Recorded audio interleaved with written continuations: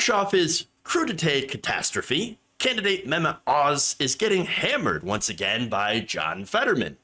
Now, he's doing so by pretending to understand the average person and their material needs while being worth millions of dollars. Now, following a video where Oz was asked by a prospective voter about how many houses he actually owns, Fetterman called him out on Twitter and then made this excellent ad. Take a look. Ladies and gentlemen, the man himself, Dr. Oz. How many houses do you own really work with? Well, I legitimately, I own 2 houses. Survey said!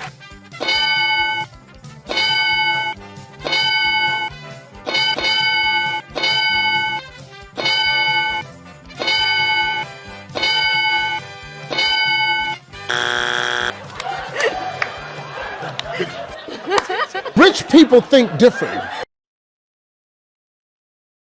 Oops. That is such a good ad. That is so good. So now look, Fetterman first got this information from a report from the Daily Beast.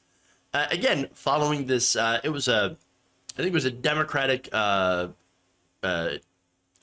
consultant or something like that. I'm not sure the word, but who had asked Oz this question: how many houses do you own? Oh, I only own 2 legitimate houses. Okay, well, the Daily Beast reported on that and found that no, Oz, according to public disclosure forms, owns 10 properties. 10 properties.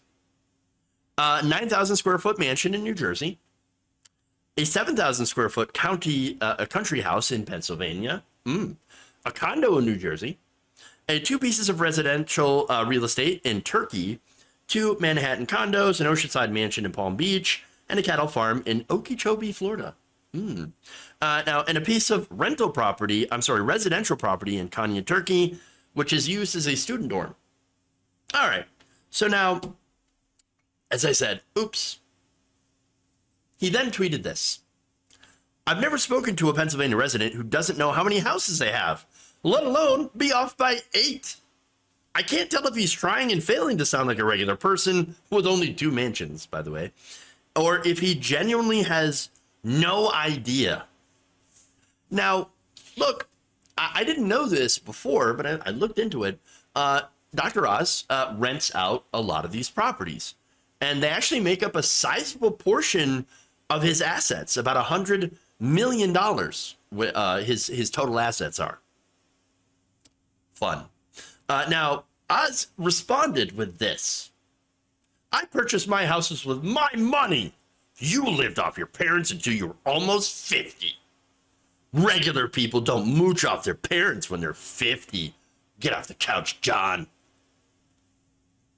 Now, look, so that's in reference to how Fetterman's family received financial assistance from his parents. Now, this is while he was mayor of Braddock. Now, Braddock was a mess when Fetterman took over. You know how much he made from the city as mayor? $150 a month. $150. So he took a very, very small salary. That's all they could afford, right?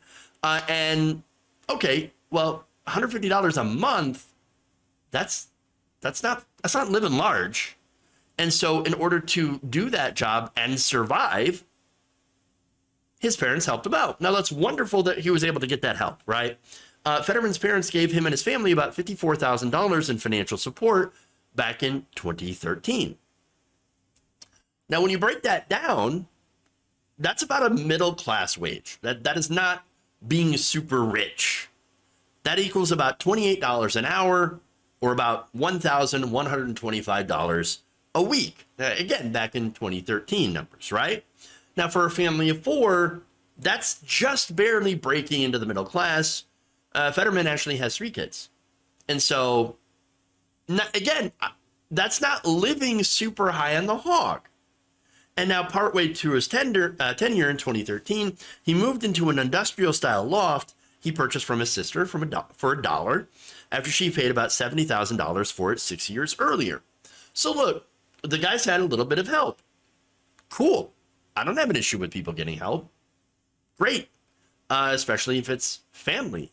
Wonderful. You know what? I also don't have a problem with people being wealthy, unless they get wealthy through crushing other people or selling BS supplements like Alex Jones.